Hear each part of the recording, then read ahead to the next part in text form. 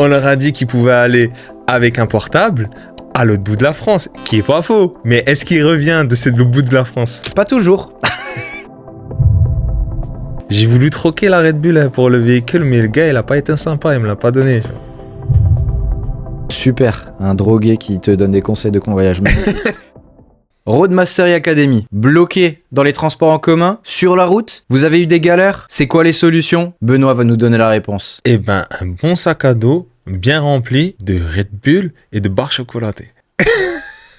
Super solution. Alors, tu veux peut-être rajouter des briques en béton encore dedans ou non? Non, franchement, ça va. Ça va. Après, il te faut juste la carte bancaire qui va avec et on est bien. Il est un peu léger le sac en soi. Et t'as besoin de 3 choses. Une petite boisson énergisante, une petite barre chocolatée et ta carte de crédit. Le pire, c'est que je pense que t'es sérieux, mais ça, c'était les solutions de 2015, ça.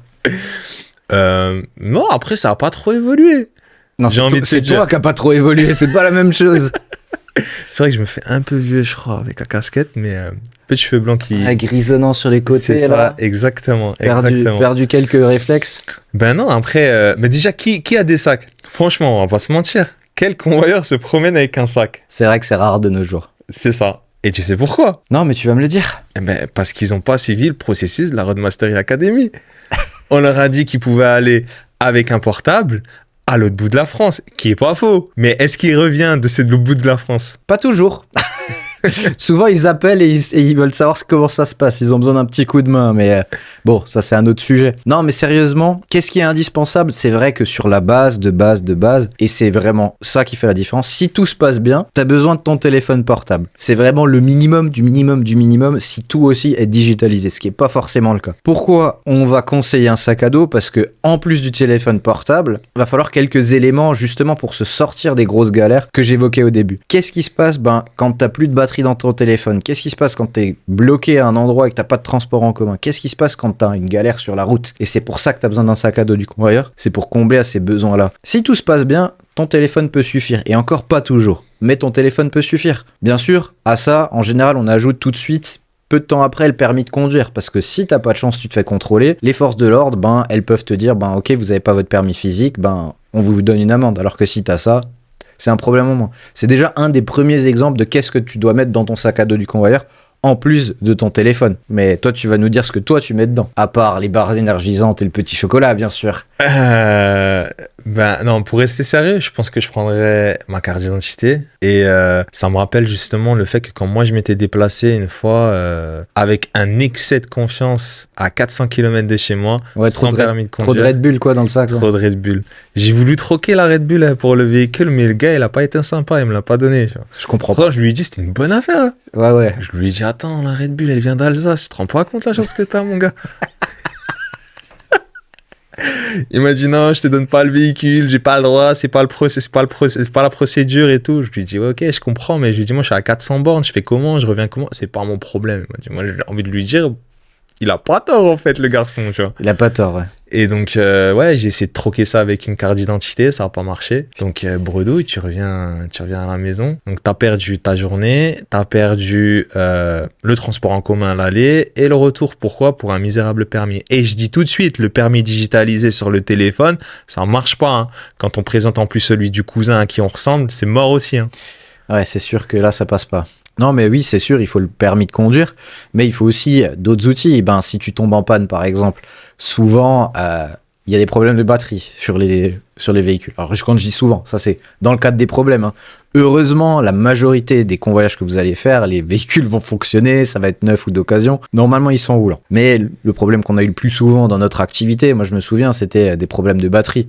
Dans ce cadre-là, il y avait quasiment aucun chauffeur qui avait ni des pinces, ni potentiellement un booster. Alors le booster c'est net plus ultra, tu vois, mais c'est typiquement un truc que tu peux mettre dans ton sac à dos du convoyeur et qui peut vraiment te dépanner sur le coup, parce que si tu dois faire appel à l'assistance, il y a personne qui est content si tu n'arrives pas à livrer le véhicule au point d'arrivée qui est prévu, tout simplement. Donc autant mettre toutes les chances de ton côté en tant que convoyeur pour arriver à destination. Alors, est-ce que c'est normal? Non. Est-ce que c'est ton job de base? Est-ce que tu es payé pour ça? Non. Mais encore une fois, ça t'évite des galères personnelles et des galères pour le client. Et crois-moi qu'il va en être reconnaissant. Et t'auras plus de missions et tu seras bien vu pour faire potentiellement des beaux véhicules aussi par la suite, parce que c'est aussi ça l'implication. C'est un convoyeur qui est bien préparé, aussi bien en termes de procédure qu'en termes d'équipement, ben, en général, on lui fera plus confiance par la suite. Ouais, c'est sûr. Après, les gens oublient aussi qu'ils vont beaucoup sur des parcs, beaucoup sur des endroits où il faut récupérer des véhicules qui sont plus ou moins sécurisés et qui nécessitent en fait des équipements spécifiques. Alors, je vais pas aller dans les détails, mais le gilet réfléchissant, qu'on en ait besoin ou pas sur le parc. Normalement, les parcs les demandent. Après, chaque parc est différent. Mais quand vous tombez en panne, je pense que c'est important d'en avoir un.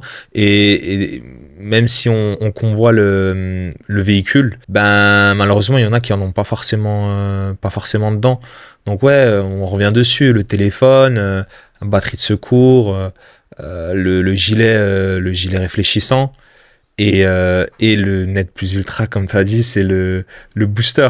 Le booster, en fait, c'est même pas quelque chose d'indispensable. Mais si vous faites 400 km pour aller chercher un véhicule et que le véhicule il démarre pas, moi j'ai envie de vous dire, je préférerais quand même avoir mon booster sur moi pour qu'il puisse me le démarrer. Vous pouvez pas compter sur les autres pour le faire. Si vous êtes encore dans un endroit où ils peuvent le faire, ok, mais personne qui vous aidera de base. Non, là-dessus, t'as 100% raison.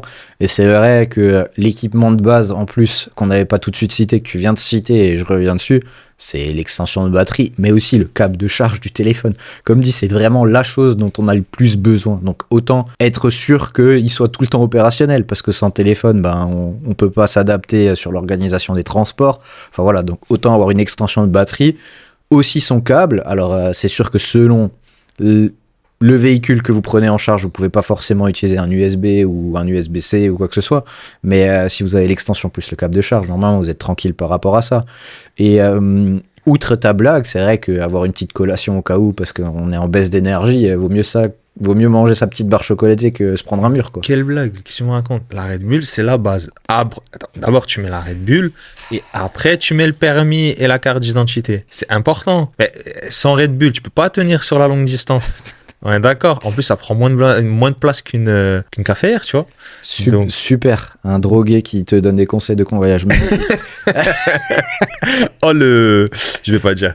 Donc, et puis, très bon conseil aussi, c'est que si vous livrez dans le sud, les gars, vous venez pas du sud, vous venez comme moi d'une région où il y a très peu de soleil, où il y a des gens en face de moi qui sont aigris, et ben en fait, vous prenez des tongs et une serviette. C'est la base quand vous livrez à Marseille.